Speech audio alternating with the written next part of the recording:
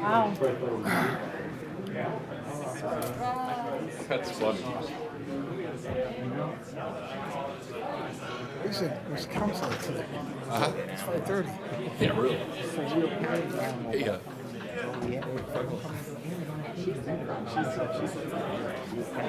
comes in. Mr. Mayor. Yes. I get to work another week or two.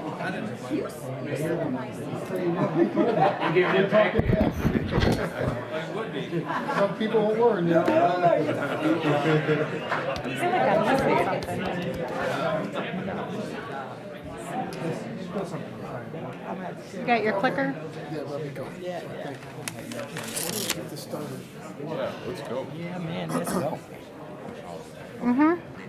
Oh, the Mayor Pro Tem's not here. Hi, how are you doing? Oh, he went out for a cigarette. Is he here? Yeah, he's here. I haven't seen him Oh, either. he's here. Yeah, he's here. Hey, Bob. Hey. How you doing? Bobby? Roll. How are you?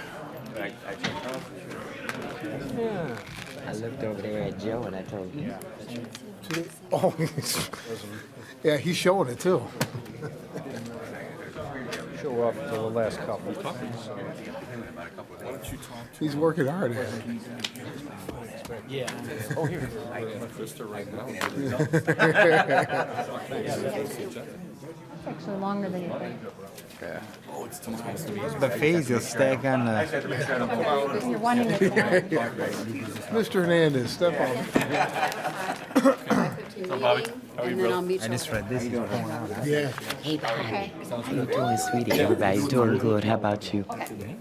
You wanna? I saw the pictures there. They on Facebook, all the family. I know. John? No, I gave copies to everybody. It just, they already had written on it. In case you didn't read your email. I'd like to call the February 1st, 2016 pre-council meeting to order. Krista, would you call the roll? Mayor Odekirk? Here. Councilwoman Gavin? Here. Councilman Girl? Here? Councilman Hug? Councilman McFarland? Here? Councilman Morris? Here. Councilman Mudrin? Here. Councilwoman Coleman? Here. Councilman Turk? Here. First, we have a presentation on a website upgrade, online bids, and requests for proposals. Good evening, Mayor and City Council. I'd just briefly like to show you what we've been working on the last couple of months so that basically so we can go green and serve our contractors and vendors a little bit better. The City of Joliet's website now has all of our bids and contracts online. There are two ways that vendors can get into this web page. One is, you'll see at the top of the page, and bring my laser pointer, sorry, where it says bids and RFPs. And then they can also go through on departments under finance department. There is what you call RSS feeds, which stands for Real Simple Syndication. And what that allows us to do, those have been set up, and it allows us to send notifications out to vendors and contractors for all contracts, for all addendums to contracts, bid results, bid tabs, and council awards. Right now, what happens is if there is a bid tab, they're calling the engineer looking for that.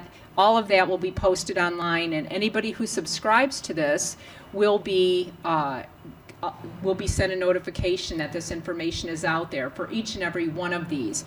Up at the top, you'll see in the red box, these are some of the different categories: chemicals, construction, other, construction, public utilities.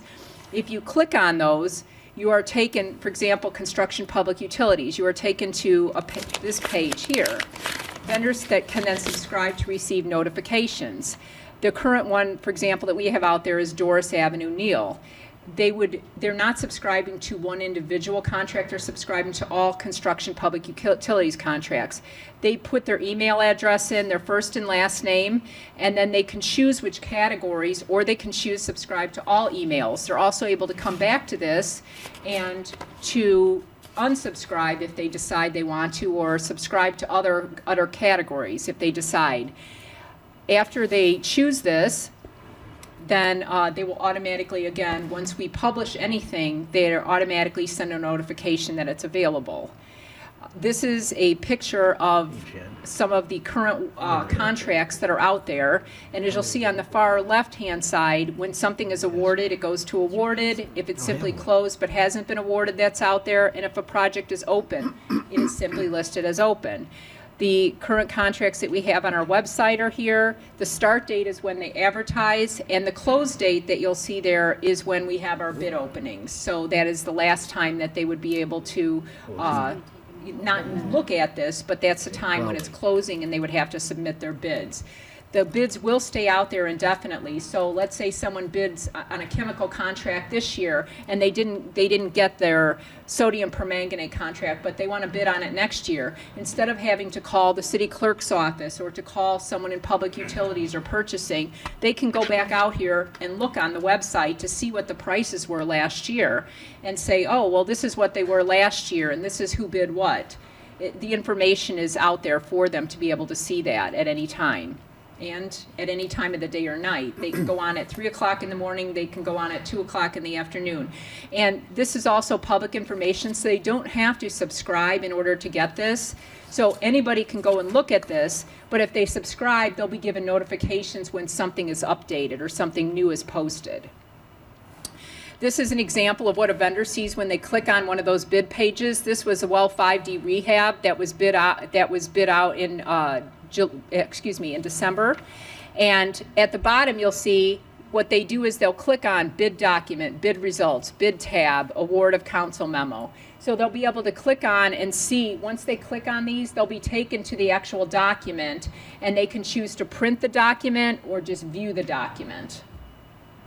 And then finally, also on our website is the implementation of the local qualified bidder ordinance that was passed last year in May. As you remember, you guys passed the local qualified bidder ordinance that went into effect January 1st of this year. I sent out notification to all of our bidders who've been awarded contracts over the last few years with information, not only how to register to get those RSS feeds or to be able to view the website, but then also how to become a local qualified bidder. And this is an example of the bidder application. It's very simple. It's 11 questions. And then also with those questions, they have to submit a little bit of documentation because there are 3 qualifications in order. They can't just fill this out and say, this is who I am. We need to be able to see proof of that. So they have to give us information about whether they've established and maintain a physical presence in Will, Grundy, or Kendall County by virtue of ownership or lease of all or portion of a commercial building for a period of not less than 12 consecutive months prior to the submission of this application. And they have to be legally authorized to conduct business in the state of Illinois. And we've had about 9 vendors so far, 9 contractors submit applications. Everybody's has been good so far, but I check every address to make sure that it is in Will, Grundy, or Kendall County. And some of the things, they'll say, well, what can I give you to show you that, and I say, well, you can give us a copy of your property tax bill. Something that's really easy, is a copy of your utility bill from January of 2015 and a copy of it from January of 2016 showing your address and your name. It's very easy to get. Another thing that they can give us is a copy of a deed, a copy of a lease. So we've had actually all of those things submitted so far for proof, and then also regarding how they can prove that they're able to do business in the state of Illinois is some of the vendors have given us a copy of their certificate of good standing with the Secretary of State, and some of them have given us a copy of their IDOT pre-qualification. They have to be pre-qualified in order to do work with IDOT, so that would guarantee that they are able to do business in the state of Illinois. And with that, do you have any questions? Good job. I would, yes. Thank you. This may seem like something mundane to the average resident. This is very exciting. Thank you. Yes. On the microphone? Yes. And just so you know, we rolled it out to Public Works and Public Utilities today. We got a lot of good feedback from them, and they had some questions, and even some of the contractors have given me some suggestions for enhancements, and we're going to look into seeing and improving that as we go along. Well, and you know, Mayor, some of us on the council, remember back in 2011, DePaul University graded a bunch of communities, including Joliet. They gave us like a C- on transparency for our website. Yep. It's things like this that are going to bring us up to an A. Thank you. Good work, thank you. Thank you, Matt. Thank Good you work. very much. Next is citizens to be heard on agenda items. Anyone that would like to speak on any agenda item this evening?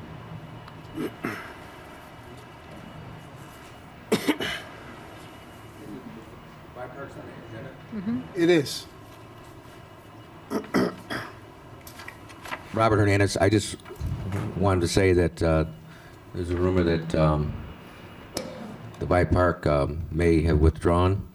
Whether they have or they haven't, I hope the city maintains control of it. As I've said before, all the residents of Joliet can use the Bike Park. We have senior citizens who love to go to the Thursday concerts that Billy Liemacher started. And I remember my father as a young police officer when he was in charge of the traffic division. They had many festivals, and when I would go and walk around with my father, you saw people from all walks of life, whether they were poor or middle class or wealthy. So it's a park that all of our residents of the city can use.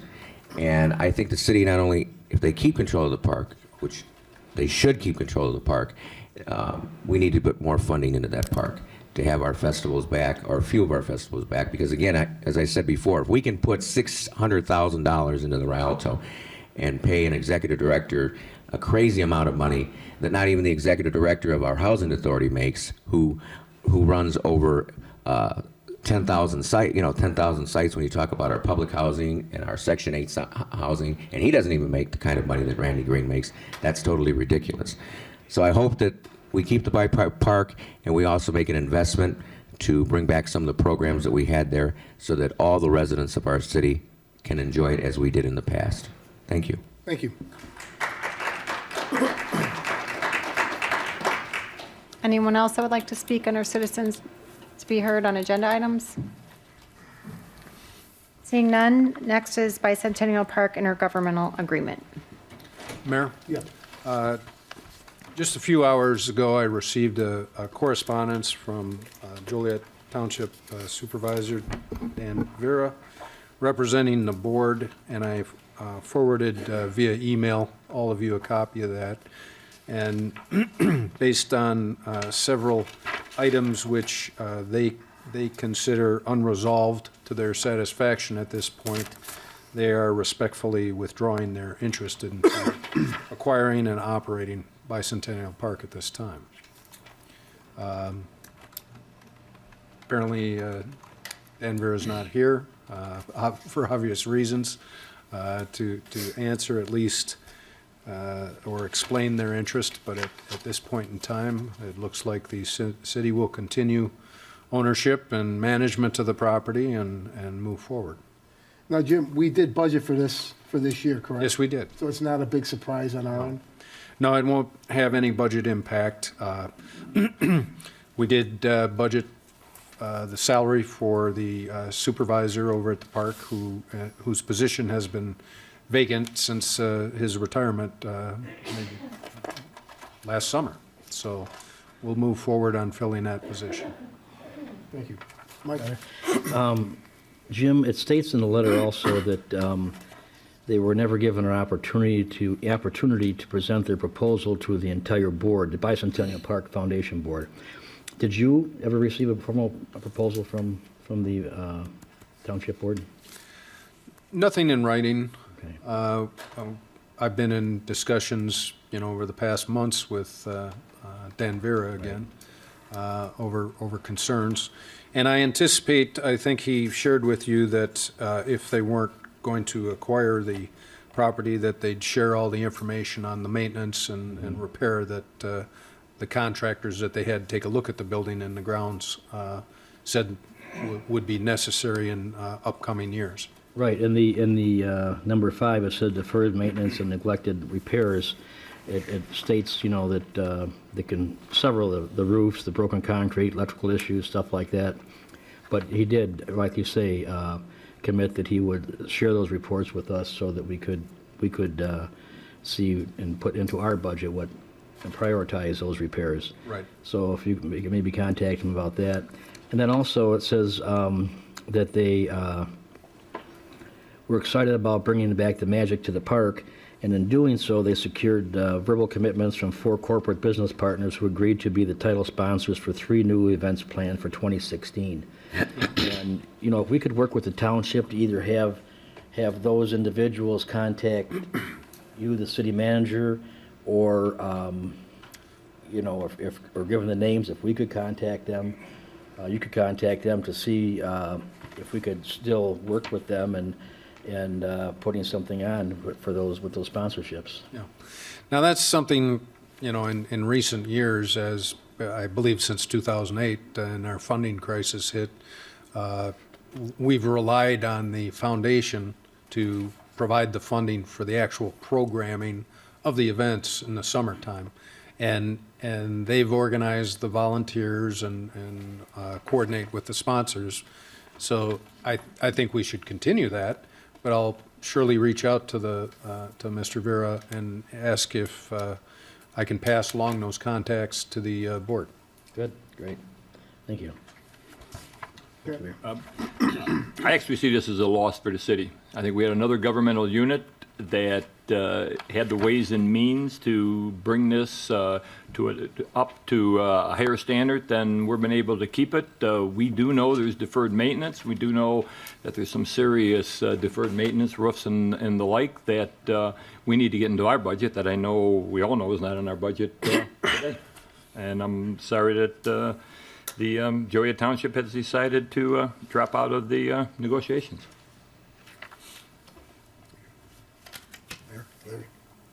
Well, I think it brings closure to any of the residents that are engaged on this issue. And as far as repairs, that's what's a little confusing then. So it probably might be a wise move to finalize this and be done, and then try to work as partners, as Councilman Turk said, with the interested business entities. Because on the one hand, it talks about it, you know, how was it put? A substantial financial investment in the improvements, but number 5 says that we should do the improvements. So that's what's kind of confusing. So if we're going to spend that money to do the improvements, we certainly should hold on to our own asset.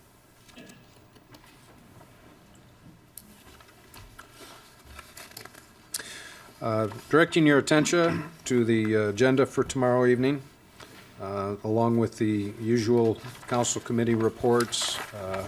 We've got a consent agenda, which is the approval of the meeting minutes and regular payroll. And then we have public hearings, council memos number 34, 35, 36, and 37 are special service areas that have been established and must be renewed every year. So if you may recall this time last year, where each of these areas, we have public hearings for each area. There was community participation in the neighborhoods to create certain improvements to typically subdivisions, and then each one of the lots within that development make a contribution as part of their tax bill towards the maintenance or upkeep or payment of debt for whatever it is that they have in the way of improvements for their particular subdivision. So this is nothing new. It's a renewal of these 4 areas. Any questions? If not, under ordinances, Council Memo number 39, as you know, the city has been approached by a potential brew pub to locate in Union Station in our downtown. And as Steve Jones, our new Economic Development Director, took a look at this, he found that specifically the ordinance did not have a provision for such a thing. So Council Memo number 39 actually sets forth under the code for allowing for our liquor control to allow for this type of use. And then Council Memo number 40 is the amendment to the zoning ordinance to establish the zoning district in our B2 Central Business District to allow this type of use.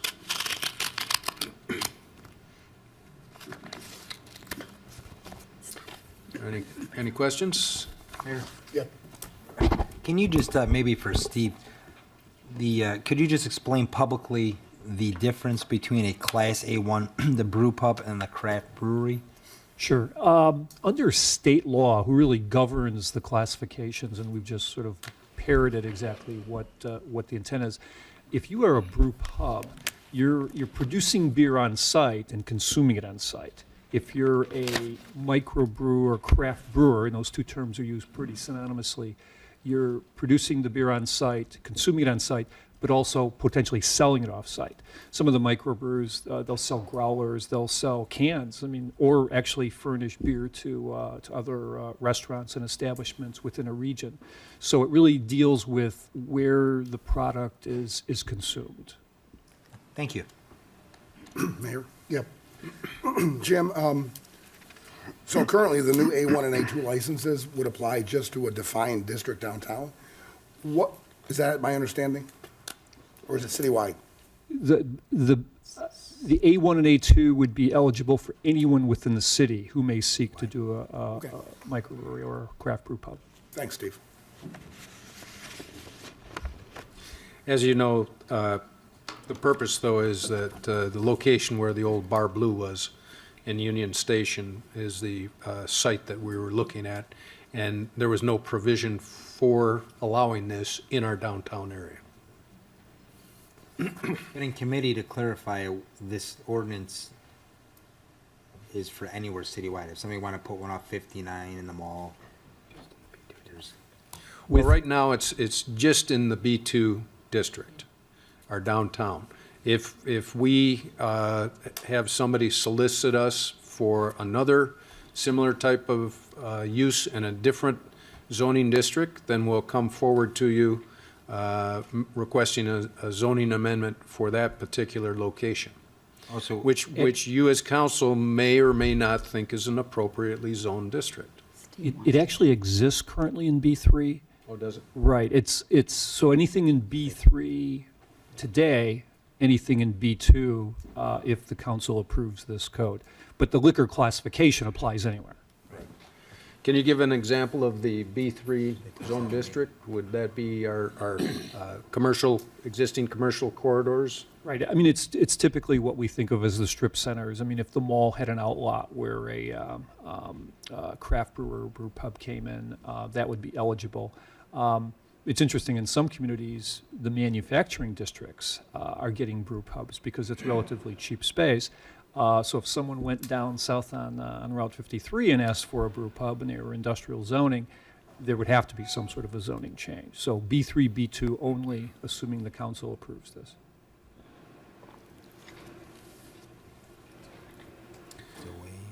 Council memo number 41 is a special use permit request of allowing used car sales as part of an existing towing business located at 1233 East Washington Street. This went to the Zoning Board of Appeals on the 21st and was approved and recommended for your consideration. Now, the ordinance that you're looking to approve, what there is a limitation of 25 cars on the site. And I believe where they'd be located is in the front of the building, which in essence would be shielding the view of a lot of the towed vehicles towards the back of the property. And you can see it's a bit set off from the actual road frontage where they've got the proposed used car display area. I know that council members have had a concern in the past over mixed use like this. However, we have made a concerted effort in the code division to make sure that some of the special uses similar to this that you've approved do not exceed the number of vehicles and overwhelm the parking lot. Mayor? Yes. Jim, it appears to me, though, this is kind of a natural as far as the business that they're in. If a car is towed in and is abandoned, I guess the natural thing to do would be to try and sell that car. Sometimes the vehicles that get towed in, once you add the towing fee, the storage fees, the administrative fee.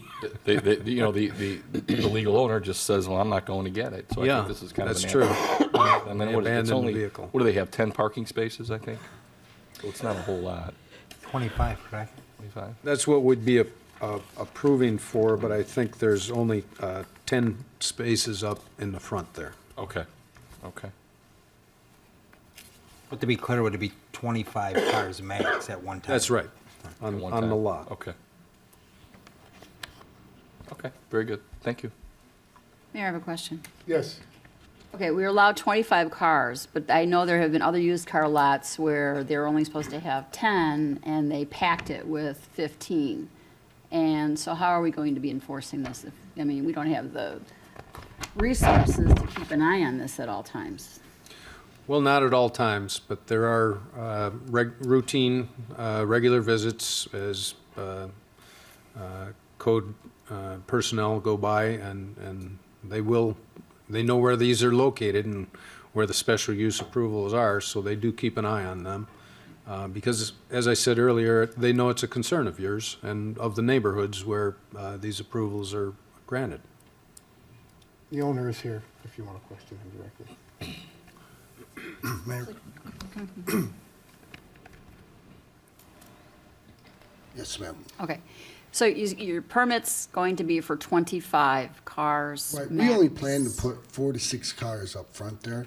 A lot of the stuff's gonna be done over the internet. So we don't plan on filling that up. You know, plus there's other stuff that happens there, so there's no way you could ever put over 10 cars right there. But even if they're not up front, where are you going to put them all in the back? Say you had 25 cars plus your 10 up front, now you have 35 cars, and no one wants to buy them. I don't foresee that happening. And even in. So you don't there- think your business is going to do very well? Well, I hope so, but I don't foresee us putting 25 cars in that back lot. Okay. I just don't foresee it. So you do all your sales on the internet then? Yeah, a lot of it's going to be internet and, you know, weekly based, you know what I mean? We're not going to have 25 cars up there if they're not moving on the east side of Joliet. It just doesn't make sense. You know what I mean? So most cars you'll probably ever see, even in total, is, even including the back, is 10. I don't even foresee seeing more than 10, even including the back. So you're only going to see four to six up front. Just one question, let's just back up to what you just said. On the east side of Joliet, do you know what I mean? No, what do you mean? I just mean that I'm not going to park, 25 cars on the side of that lot, knowing that, if they're not moving, you know what I mean? It's not like I'm on the west side moving cars. It's, we're over here, and I don't foresee us putting 25 cars on that side. Okay, I'll be watching. Thank you. I was just going to say, I think what the what the applicant was stating, that this isn't his primary business, so that's probably why he doesn't see. It's the primary business is not a used car dealer. I think it's just to kind of move some inventory that that comes in and got towed in and nobody is claiming. So again, it's not a used car dealership. It's basically just to kind of move some inventory that has been unclaimed. But I can understand. So. Mayor? Yes. Corporate counsel just brought to my attention, what I was reading about the 25 vehicles was what the petitioner originally submitted. When the zoning board approved it, they did not set that condition, and the proposed ordinance for your consideration does not have that limitation. You heard the petitioner just now say that he was fine with that 25-car limitation. So if you want to approve this proposed ordinance tomorrow night, you should amend it to include that 25-car limit. Larry. I would take an opportunity here. Councilman Quillen brings up a good point. Enforcement. No matter what we do on ordinances, enforcement's always, the bottom line. Right. And I think it's a good time to remind our fellow residents, this is our community. And in any community, the biggest enforcement resource is the eyes and the ears of the residents. So I think when you have a business like this, and I'm sure you'll be doing great there, but if you should go above and beyond, we really need to encourage the residents to be the eyes out there. We have the best police department in the state. We have a great neighborhood services. We have a great inspections department, but we don't have the personnel to go around 63 square miles in a city of 150,000 every day and catch these minor to intermediate infractions. So I'm going to take a moment to encourage people. I do know all of our departments respond immediately based on resident complaints, and so we need their help to watch too, to kind of police their own neighborhood. That's how I grew up. The neighbors took care of the neighbors. And so I would strongly encourage that. We have an issue out in my district that's been addressed well. And it was a resident who saw a semi that was illegally parked over and over and over again. And there's no way that our police department or our inspections division is going to catch that all the time. But as soon as they call, boom, our different departments to respond. So it's really on us as residents to be the eyes and the ears. And I think one of the biggest advocates of that, of all the departments, would be the chief. And we depend on the people, don't we, Chief?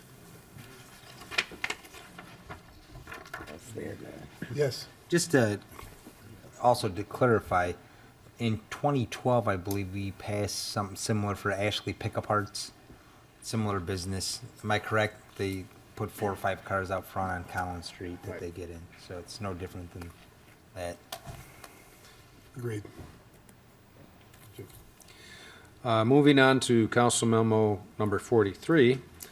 This is a resolution authorizing the city to enter into an intergovernmental agreement with Will County, the Sheriff's Office, for warrant processing fees.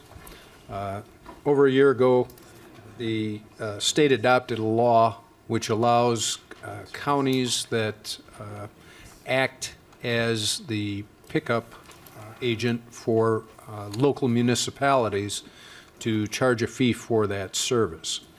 Will County has met, the county sheriff has met with the county police chiefs and their association.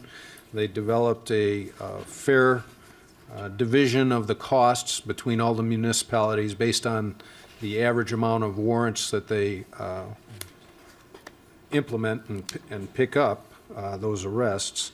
And so our share would be $41,000 and $55 annually for that service. They'll be continuing that existing warrant service and within the trained personnel of the County Sheriff Department.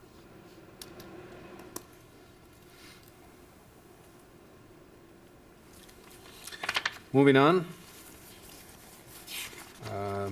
Memo 44 is the sale of property to an adjacent property owner at 354 Ohio Street. The appraised value is $5,800.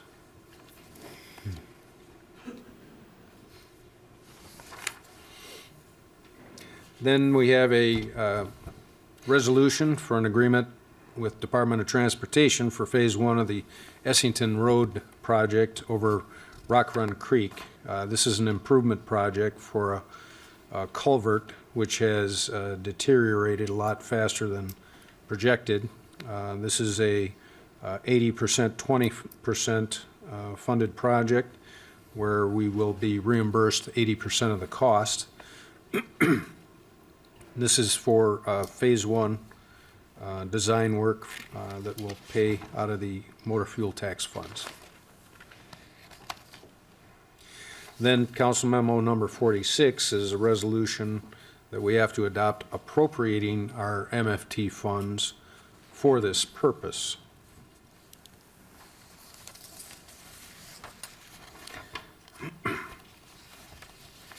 Council Memo 47 is a resolution appropriating funds for Ida Street, Rayner Avenue, Woods Avenue roadway improvement project. And it's only in the amount of $3,818. Mayor, the rest of the agenda are award of contracts and amendments and change orders and payments, which will be reviewed tomorrow by the public, or will be reviewed by the Public Service Committee Today, meeting Jim. today. Yes, earlier today. and be reviewed in the committee report tomorrow. Thank you. Any questions, comments? Next, we have public comments. First is Christopher Pedersen.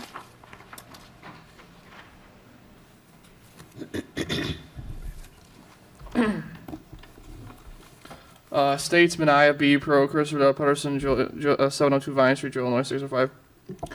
To this distinguished body of councilmen and councilwomen, I want to address full council, legal counsel, and Chief City Manager James Hawk on the direction of the great city of Joliet, City Chambers, Crossroads of America, and the Open Government Committee that I want to see our city council form in our city and state of Illinois.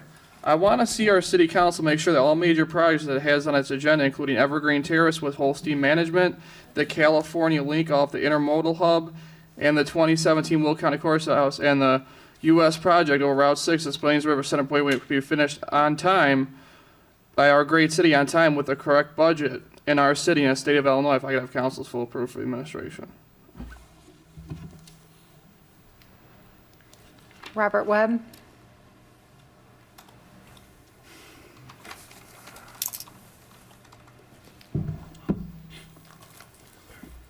On behalf of the reasonable thinking human beings among the people of the state, particularly those in the Joliet, Will County area community, specifically those who have really claimed African origin, African national ancestry, I extend to this council our greetings of peace and friendship.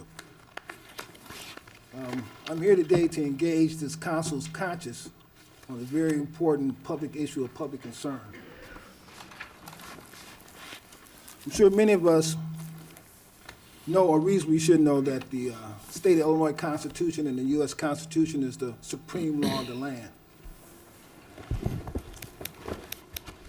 Chief among the issues that I want to bring to the City Council's attention is out of Article 1, Section 1 of the Constitution of the State of Illinois, where it says, all men are by nature free and independent and have certain inherent and inalienable rights, among which are life, liberty, and the pursuit of happiness. This liberty part in the Illinois Constitution gives formal expression to the 13th Amendment, which was signed into law 150 years ago today by Abraham Lincoln, after the Republicans passed the 13th Amendment January 31st, once the military wing of the abolitionists defeated the Confederates on the battlefield. Now, keeping in mind that this is the supreme law of the land, where the 13th Amendment says, neither shall slavery nor involuntarily servitude exist in the United States or territory subject to United States jurisdiction, the supreme law of the land. I once brought to this council's attention this particular policy that's not a law.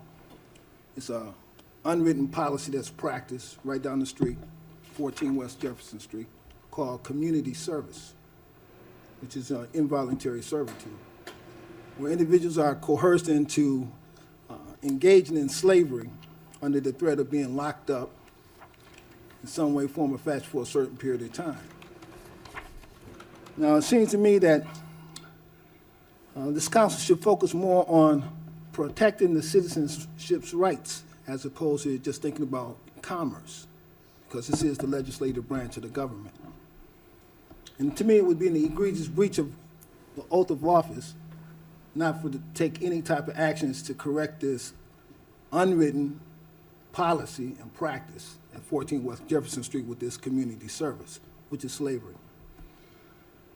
The American Bar Association, when they wrote up the compiled statutes, they made clear, or they made sure, that none of the criminal felonies or criminal misdemeanors had included as a penalty community service. You either paid a fee, a fine, or you did some type of incarceration time. So you have to ask yourself the question, where did this community service come from? So I used the Freedom of Information Act to access some information from the Circuit Court of the 12th Judicial Circuit. I got a response back from Sangmeister, the court administrator, claiming that the Freedom of Information didn't apply towards the judicial branch of the government. So he did give me an indication that it's a discretionary move on the part of Article 3 impersonators over at 14 West Jefferson Street when it comes to this community service, which is contrary to and inconsistent with the supreme law of the land that prohibits slavery. And on this 151st year anniversary of the passing of the 13th Amendment, This council got to make a decision. What is it going to commit itself to do to correct this wrong? Thank you. Is there anyone else that would like to speak under public comments?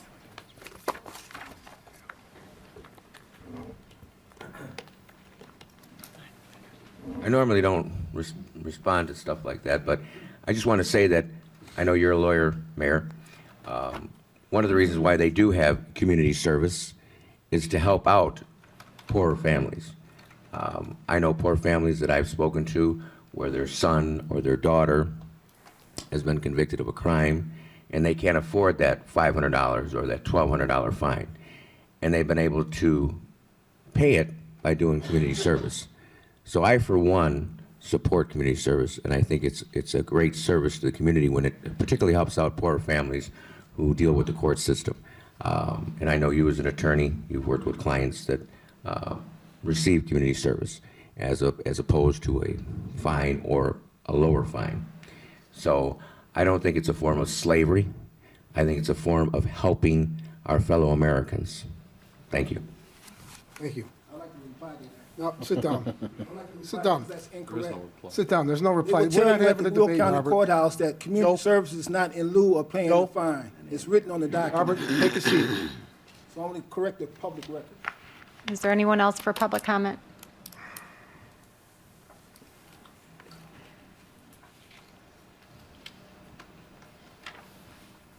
Candace, St. John's Neighborhood. We would just like to thank everyone on the council and mayor and city manager for at least listening to us during our issues with Bicentennial Park and having township possibly taking it over. We still stand firm that we do not want anyone other than the city of Joliet to hold on to Bicentennial Park. And we also would like to open up our doors, so if you guys are planning events, we would like to help out in any way possible. So everyone has my cell phone number, so you guys can just give me a call. And everyone at St. John's, as well as a couple other neighborhood organizations, thank you very much. Thank you. Mayor, Yes. I have a request for closed session. So moved. Second? Was it seconded? It's been motioned and seconded to go into closed session to discuss personnel, collective bargaining, land acquisition or conveyance, pending or threatened litigation, after which the meeting will be adjourned. Councilwoman Gavin? Aye. Councilman Girl? Councilman Hug? Aye. Councilman McFarland? Aye. Councilman Morris? Aye. Councilman Mudrin? Aye. Councilwoman Coleman? Aye. Councilman Turk? Aye. Motion carried. Sorry.